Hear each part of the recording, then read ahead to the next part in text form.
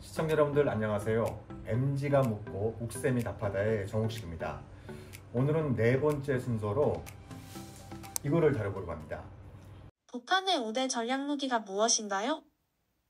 네, 최근 들어 이제 북한이 여러 차례 미사일 시험, 또 군사 정찰 위성, 여러 가지 무기 시험을 하면서 북한의 5대 전략 무기가 많이 거론되고 있는데요. 북한의 그 5대 전략 무기는 2021년 1월 달에 그 8차 당대회 때 김정은 위원장이 국방력 발전 5개년 계획에서 핵심적인 5대 과업을 제시했습니다. 이 5대 과업 가운데는 극초음속 미사일, 그 다음에 고체 연료를 사용하는 대륙간 탄도미사일, 영어 약어로 ICBM이라고 부르죠. 그 다음에 다탄두 각계 목표 제도립 미사일, 좀 어렵습니다.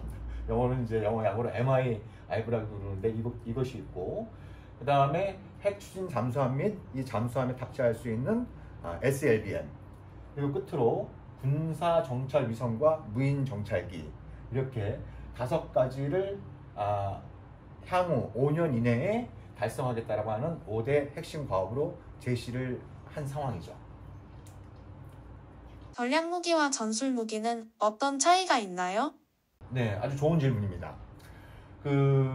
보통 보면 우리가 이제 전략무기, 전술무기, 대표적으로 전략 핵무기 혹은 이제 전술 핵무기라는 표현을 사용을 하잖아요. 여기에는 사실 이 무기의 경기를 나눈다고 하는 건 그 경기가 뚜렷한 것은 아닙니다. 그렇지만 전략 무기와 전술 무기는 그 취지에는 좀 차이가 있는데요.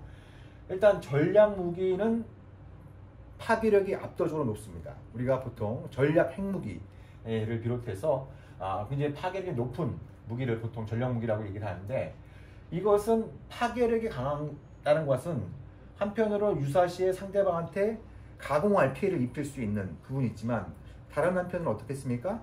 그 무기를 사용하면 그 무기의 가치를 또 잃게 되는 그런 또 속성을 갖고 있습니다. 그래서 전략 무기의 기본적인 취지는 상대방으로 하여금 전쟁을 결심하지 못하게 하는데 주된 목적이 있는 것이죠. 반면에 이제 전술 무기는 상대적으로 파괴력이 전략 무기보다는 좀 낮은 편입니다. 낮은 편인데, 이것은 파괴력 혹은 살상력이 좀 낮다라고 하는 것은 전쟁 억제가 실패할 경우에 실전에서 사용하겠다라는 취지를 품고 있는 것이죠. 그런데 이제 북한이 전술 핵무기는 물론이고 전략 무기 개발에 좀 박차를 가하고 있는데, 전략 무기 핵심은 북한이 미국 본토를 공격할 수 있는 핵탄두를 장착할 수 있는 ICBM 개발이 있지 않습니까? 그 기본적인 취지는 전시 작전권을 보유한 미국이 북한을 상대로 전쟁을 결심하지 못하도록 하겠다라는 취지를 품고 있는 것이죠. 하나씩 설명해 주시면 좋겠는데요. 먼저 극초음속 미사일은 무엇이고 이걸 왜 만드는 건가요? 네, 올해 들어서 이제 북한이 올해 들어서 북한이 극초음속 미사일을 시험 발사를 했는데요. 이 미사일은 기본적으로 표현에서도 알 수 있는 것처럼 굉장히 빠릅니다. 네, 미사일의 속도가 굉장히 빠른데, 그럼 그걸 왜 빠르게 만들었느냐? 우리가 이제 지난 시간에 사드를 비롯한 미사일 방어 체제에 대해서 제가 말씀을 드렸었는데요. 극초음속 미사일을 만들겠다라고 하는 기본적인 취지는 미사일 방어 체제, 즉 MD를 뚫고 지나가겠다. 네. 왜냐하면 미사일이 빠르면 빠를수록 그걸 요격하기가 어려워지겠죠. 야구에 좀 비유를 해보자면, 상대방 투수의 공이 강속구가 빠르면 빠를수록 그걸 맞추기가 어려운 것처럼, 극초음속 미사일은 미사일의 속도를 최대한 극도로 끌어올림으로써 상대방의 방어, 특히 MD를 무력화하겠다라는 취지를 갖고 있습니다. 그래서 북한이 이미 이제 한미 동맹이 2016년에 사드 배치를 결정했을 때 사드를 무력화할 수 있는 미사일을 개발하겠다라고 공언을 한 바 있는데, 실제로 지금 북한이 극초음속 미사일 시험 발사에도 성공을 했고, 또 이 미사일의 전력화에 박차를 가하고 있다, 이렇게 볼 수 있는 것이죠. 고체 연료 ICBM은요? 고체 연료 ICBM은 말 그대로 ICBM의 연료로 고체 연료를 쓰는 겁니다. 그럼 이제 고체 연료가 있으면 액체 연료가 있겠죠. 이 두 가지의 차이는 액체 연료는 미사일에 항상 주입시켜 놓을 수가 없어요. 예, 그 미사일에 그 액체 연료를 주입시켜 놓으면 미사일이 부식작용이 일어날 수 있기 때문에 발사하기 전에 그 액체 연료를 주입하게 되는데 이게 주입 준비부터 실제 주입 그리고 완료하는 데까지 보통 며칠이 걸립니다. 며칠이 걸리죠. 예. 근데 이제 현대에서는 분초를 다투는 경우들이 많이 있잖아요. 그래서 고체 연료를 사용할 경우에는 연료를 따로 주입할 시간이 필요 없기 때문에 신속한 발사가 가능한 것이죠. 이것이 이제 어떤 의미를 갖고 있냐면 상식적으로 본다고 한다면 전쟁이 터지면 예를 들면 이제 한미동맹의 1차적인 대북 타격 대상은 무엇이겠습니까? 아마도 ICBM을 비롯한 탄도미사일이 되겠죠. 그죠? 예. 근데 북한이 액체 연료를 사용하면 그걸 사전에 탐지해서 발사되기 전에 선제 공격으로 그 미사일 발사대를 파괴할 수 있는 가능성이 높아지겠죠. 반면에 고체 연료를 쓰면 연료 주입 시간이 필요 없어지기 때문에 그 미사일의 생존 확률을 높일 수 있는 그런 어떤 특징을 갖고 있습니다.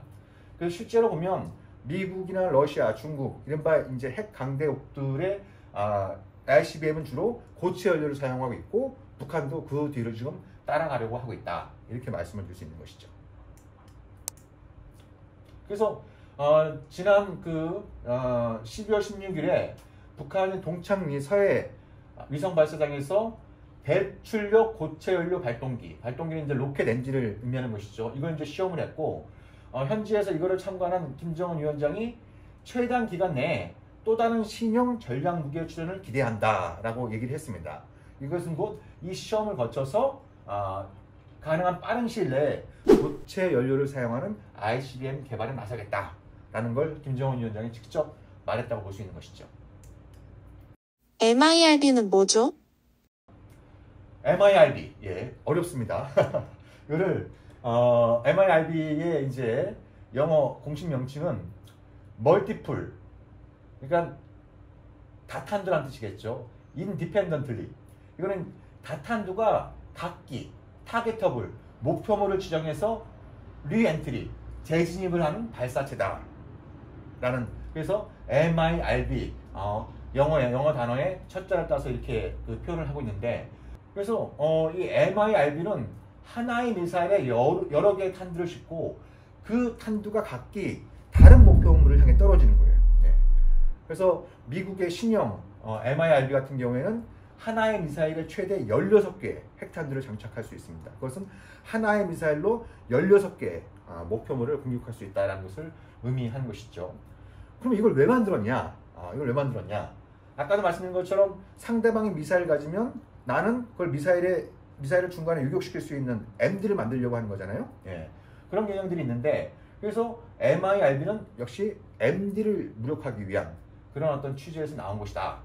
왜냐하면 사실 그 말이 쉽지 이 초고속으로 떨어지는 탄두를 유격하는 게 쉽지가 않잖아요. 그 자체가 쉽지 않은데 그게 중간에 하나가 아니라 그거 하나의 캡슐에서 몇 개의 미사일이 분리돼 가지고 동시에 떨어지면 그러면 그걸 유격하기가 더더욱더 어려워지겠죠. 그래서 북한 같은 경우에도 지금 북한의 전략무기 개발에 아주 중요한 목표가 한미일의 MD 미사일 방어 체제를 무력화시키겠다. 그런 어떤 의도를 갖고 있고 MIRB도 그런 맥락에서 지금 개발하고 있다고 볼 수 있습니다.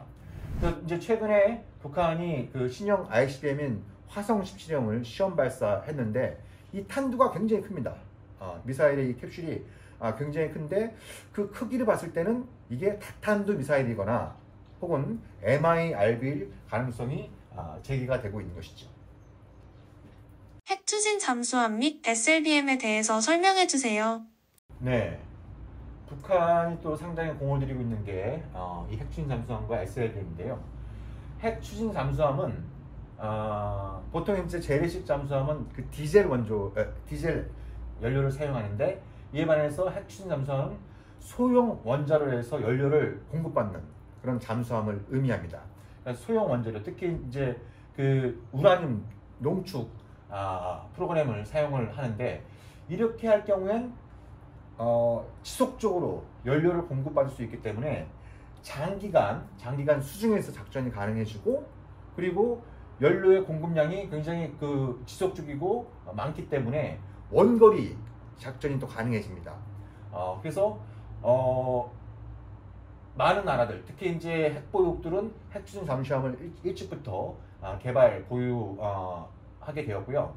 이것을 만든 또 주된 목적 중에 하나가 바로 2차 공격 능력을 확보하겠다라는 취지를 갖고 있습니다. 아까도 말씀드린 것처럼 유사시에 상대방의 ICBM은 가장 먼저 타격 대상이 되겠죠. 그래서 만약에 유사시 그게 파괴가 되면 보복할 수 있는 수단을 잃게 되는 것이죠. 그래서 그런 상황에 대비해서 잠수함에 SLBM을 장착해서 지상에 있는 ICBM이 파괴돼도 바닷속에 있는 SLBM으로 보복할 수 있다라는 것이 바로 2차 공격 능력. 이걸 갖춰야만 상대방의 무력 공격을 억제할 수 있다. 이런 취지를 품고 있습니다. 그래서 핵강대국들은 보통 ICBM, 그 다음에 전략폭격기, 그 다음에 SLBM으로 이루어지는 핵 삼축 체계를 구축하고 있는데요.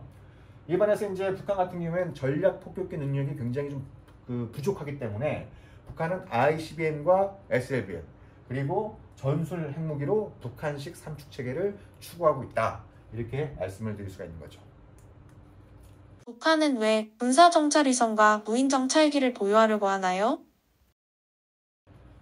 네, 최근에 북한이 군사정찰위성을 시험 발사해서 또 이것도 상당히 관심을 많이 끌고 있는데요. 사실 이렇게 보면은 한미동맹은 고성능 망원경으로 북한의 군사적인 움직임을 실시간으로 감시하고 있습니다. 감시하고 있죠. 그래서 북한이 뭔가 미사일을 시험 발사하면 바로바로 우리가 또 알 수 있게 되죠. 그에 반해서 북한은 사실상 안대를 끼고 있는 수준에도 과언이 아닙니다. 사실 언론에서는 이제 주로 북한이 미사일 발사하는 걸 많이 보도하는데 한국도 그게 만만치 않게 혹은 때로는 더 많이 미사일을 시험 발사하는데 북한은 말할 것도 없고 우리 국민도 모르는 경우가 많이 있죠. 그것은 공개를 알려주지 않으면 북한은 알 수가 없는 겁니다. 그것이 의미하는 것은 북한도 좀 보고 싶은 거예요. 한미일이 어떤 군사적인 움직임을 보이고 있는지 그걸 좀 알고 싶어서 군사정찰위성과 그리고 500km까지, 그러니까 한반도의 중심이 북한의 전방에서부터 대한민국 이남까지 한 500km 정도에 달하는데 그 500km까지 감시 정찰할 수 있는 무인기 개발에 관심을 갖고 있는 것이죠.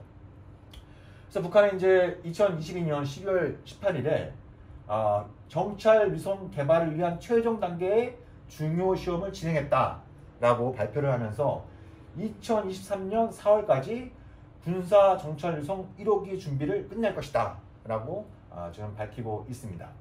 4월이 고 김일성 주석의 생일, 즉 태양절, 북한의 최대 명절이죠. 그래서 아마도 김정은 정권은 2023년 4월까지 할아버지의 생일에 즈음해서 군사 정찰 위성을 쏘아 올릴 가능성이 제기가 되고 있는 것이죠. 그럼 우린 어떻게 대응해야 할까요? 예, 상당히 북한의 이런 움직임이 우려스러운 건 분명합니다. 그렇지만 북한이 5대 전략 무기를 보유한다고 해서 한미동맹을 뛰어넘는 것은 불가능하죠. 예.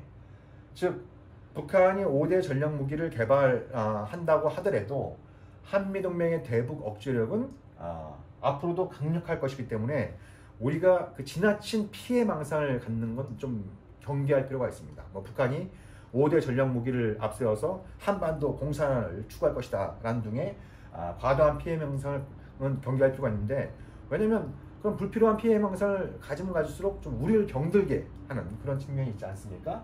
그래서 그런 어떤 부분도 우리가 좀 같이 볼 필요가 있다라는 생각이 들고요. 하지만 이제 대북 억제만으로는 평화를 보장할 수 없겠죠. 그래서 어떻게 하면 위기를 관리할 것인가, 그리고 어떻게 하면 대화를 제기해서 북한의 핵과 미사일 위협을 줄여나가고 궁극적으로는 그런 위험한 무기를 폐기해 나갈 수 있는 그런 외교적인 노력도 필요한 시점이다, 이렇게 좀 말씀을 드리고 싶습니다. MG가 묻고 북쌤이 답하다 네 번째 순서는 오늘 이것으로 마치도록 하고요. 좋아요, 구독하기 꼭 부탁드리도록 하겠습니다. 감사합니다.